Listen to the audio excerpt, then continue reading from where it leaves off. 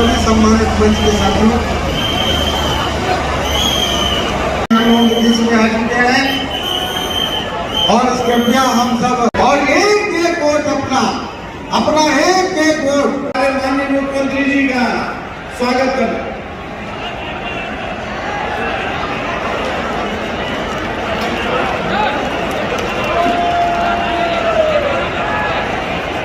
माननीय योगी आदित्यनाथ, एक बार फिर से मुझे फिरोजाबाद की जनता जनार्दन से अपील करने के लिए आपके बीच में आने का अवसर प्राप्त हुआ है।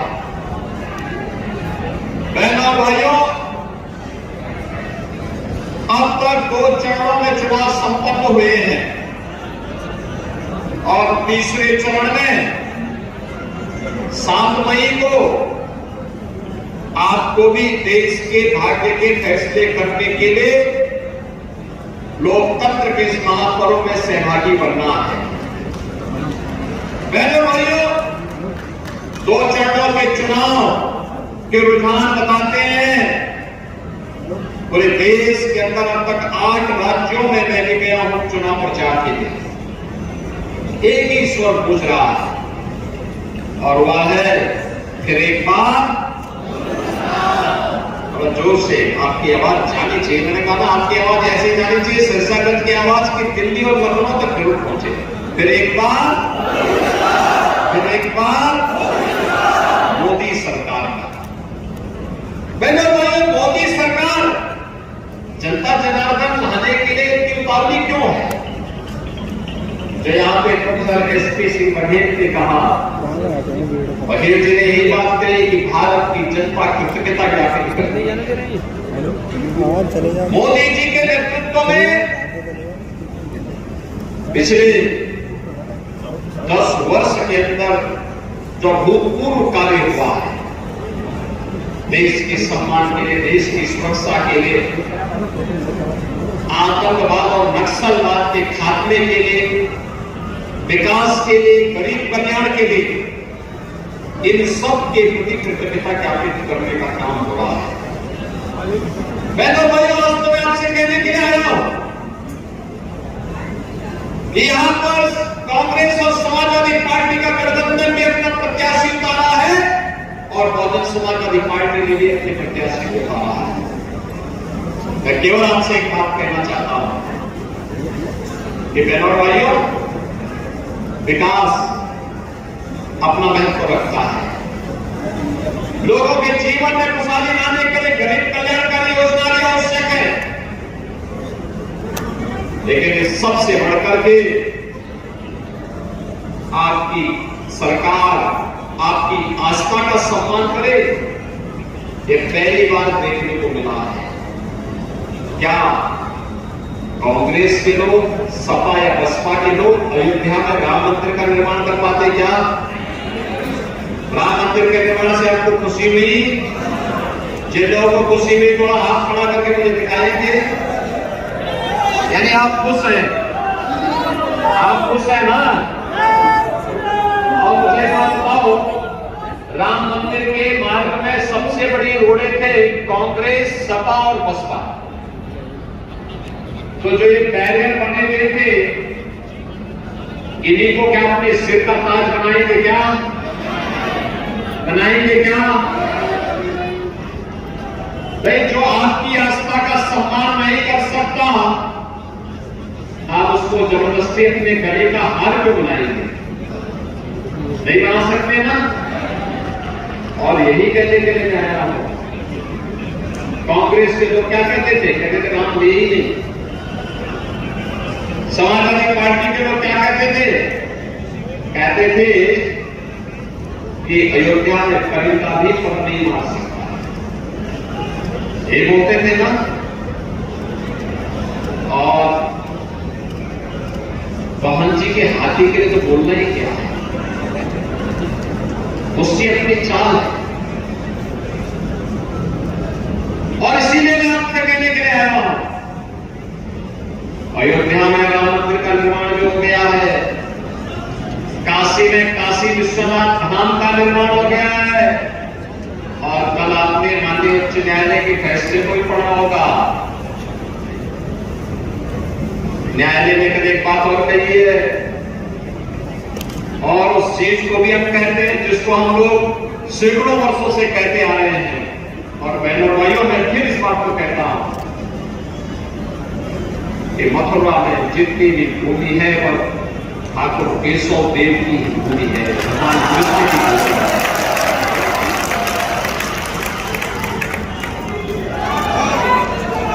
बहनों भाइयों, एक तरफ मोदी जी के नेतृत्व में विरासत को सम्मान और आपकी आस्था को सम्मान देने वाली भाजपा की सरकार है, और दूसरी तरफ कांग्रेस, सपा और बसपा के नेतृत्व की सरकार जो कहती है विरासत टैक्स लगाएंगे। यानी ये औरंगजेब के नए अवतार पैदा हो गए हैं जो कहते हैं विरासत टैक्स लगाएंगे। जैसे औरंगजेब ने जजिया कर लगाया था ना हिंदुओं पे, क्या आप जजिया कर देंगे क्या स्वतंत्र भारत में? लेकिन ये जजिया कर आपसे वसूली करना चाहते हैं। कमाई आपके बाप दादा करेंगे, आपके पूर्वजों ने कमाया होगा। अब लूटने के लिए कांग्रेस, सपा के लोग आएंगे और कहेंगे तो हमारा विरासत टैक्स हो गया, आधी प्रॉपर्टी में जबरन कब्जा कर देंगे। क्या आप इसको स्वीकार करेंगे? क्या ये देश स्वीकार करेगा? बहनों और भाइयों, ये आपके हक पर डकैती है। दूसरा, बाबा साहब भीमराव अम्बेडकर ने जब 1950 में देश का संविधान देश को समर्पित किया,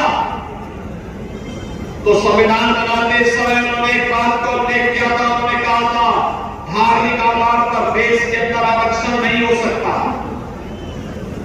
नहीं हो सकता है, क्योंकि यही कारण देश के विभाजन का बना था।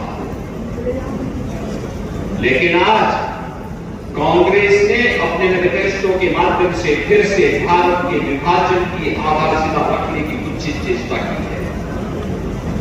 वह कहता है कि पिछड़ी जाति को मिलने वाले आरक्षण का एक हिस्सा काट करके मुसलमानों को दे देंगे, अनुसूचित जाति के आरक्षण का एक हिस्सा काट करके मुसलमानों को दे देंगे। यानी जो बाबा साहब भीमराव अम्बेडकर कहते थे, फिर उसके विपरीत कांग्रेस और सपा के लोग कर रहे हैं। क्या आप इसको स्वीकार करेंगे? क्या बहनों और भाइयों, ये देश को नुकसान पहुंचाने की साजिश के तहत कांग्रेस और सपा के लोग फिर से साजिश रचने लग गए।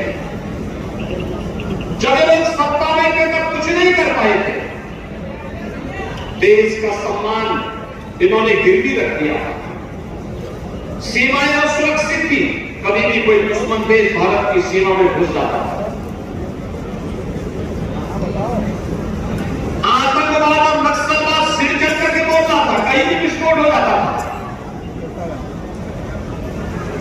विकास के कार्य ठप पड़े थे, गरीब कल्याणकारी योजनाओं में डकैती पड़ती थी, गरीब को मिलता ही नहीं था।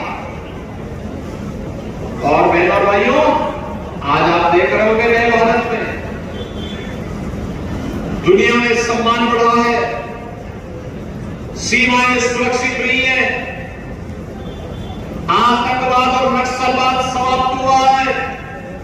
और अब तो कहीं जोर से पटाखा पड़ जाए ना तो पाकिस्तान पहले सफाई दे देता है कि मेरा हाथ नहीं है, मैं इसके पीछे नहीं हूं। देश की खबर है बहनों भाइयों, जब मजबूत हाथों में देश होता है ना तो दुश्मन दब करके रहता है, जब मजबूर हाथों में होता है तो दुनिया आंखें दिखाती है। आज तो थोड़ा भी अगर दुश्मन भारत की तरफ थप्पड़ मारने के लिए लपकता है, तब तक यहां से इतना जोरदार भूसा जड़ा जाता है कि दुश्मन का हिस्सा ही हो चुका होता है। ये नया भारत है, नया भारत मोदी जी के नेतृत्व में बिना रुके, बिना डिगे, बिना झुके और बिना हटे आत्मनिर्भर और विकसित भारत की परिकल्पना को साकार कर रहा है। आत्मनिर्भर और विकसित भारत ही है जिसके तहत मोदी जी ने, देखो इंदिरा गांधी जी ने 1970 में नारा दिया था गरीबी हटाओगा, गरीबी नहीं हट पाई। अब सोचो 54 वर्ष के बाद भी उनका नाती वही नारा लगाए जा रहा है, कह रहा गरीबी हटा देंगे। कहा कैसे हटाएंगे? एक पत्रकार ने पूछा कैसे हटाएंगे, तो कहते हैं कि मैं सभी लोगों की संपत्ति का सर्वे कर दूंगा। तो कहा उसमें से अगर किसी परिवार में 6 लोग होंगे तो उनसे कहेंगे कि तुम्हारे लिए 2 कमरे पर्याप्त हैं, बाकी को मैं कांग्रेस के लोगों को आवंटित करवा दूंगा। अब क्या ये स्वीकार करेगा क्या? अरे मेहनत करे कि हाँ, कमाई है आपकी, आपके बाप दादाओं की, और डकैती डालने का काम ये लोग करेंगे। कैसे स्वीकार कर पाएगा क्या इसको? यानी जो दादी ने जो नारा दिया, नाती भी उसी नारे को पोती की तरह रट रहा है। और बहनों और भाइयों, जब देश में संकट आता है, कोरोना का संकट आया था, तो राहुल जी देश छोड़कर के भाग गए। कहीं कोई आपदा आती है तो भी देश छोड़ करके चले जाते हैं, तब उनको भारत की चिंता नहीं होती। और आज फिर चुनाव जैसे आते हैं, ये लोग फिर आकर के बड़ी बड़ी घोषणाएं करते हुए दिखाई देते हैं। बहनों भाइयों, ये नए भारत में पहली बार हो रहा है 80 करोड़ लोग फ्री में राशन की सुविधा का लाभ प्राप्त कर रहे हैं। बहनों भाइयों, 60 करोड़ लोगों को 5 लाख रुपए की स्वास्थ्य बीमा का कवर मिलता है। कांग्रेस के समय में और सभा के समय में सेंधमारी होती थी योजनाओं में, आज तो मोदी जी ने जनधन अकाउंट खोल दिए। अब पैसा सीधे लखनऊ या दिल्ली से लाभार्थी के खाते में आता है, बीच में कोई मीडिएटर नहीं होता है। किसान को किसान सम्मान निधि, 12 करोड़ किसान सम्मान निधि का लाभ प्राप्त कर रहा है। 12 करोड़ गरीबों के घर में शौचालय बन गए हैं। 10 करोड़ गरीबों को एलपीजी का कनेक्शन मिल गया है। और बहनों भाइयों, 4 करोड़ गरीब मकान प्राप्त कर लिए। मोदी जी ने कहा है गरीब कल्याण संकल्प पत्र में कि जितने बाकी बचे होंगे अगले 5 वर्ष में उनको एक मकान उपलब्ध करवाने का काम करेंगे। ये जितना काम मोदी जी ने किया है, क्या चेहरा देख करके दिया है क्या? न किसी की जाति पूछी गई, न किसी का मत पूछा गया, न किसी का मजहब पूछा गया। मोदी जी ने तो सबका साथ और सबके विकास की भावना के साथ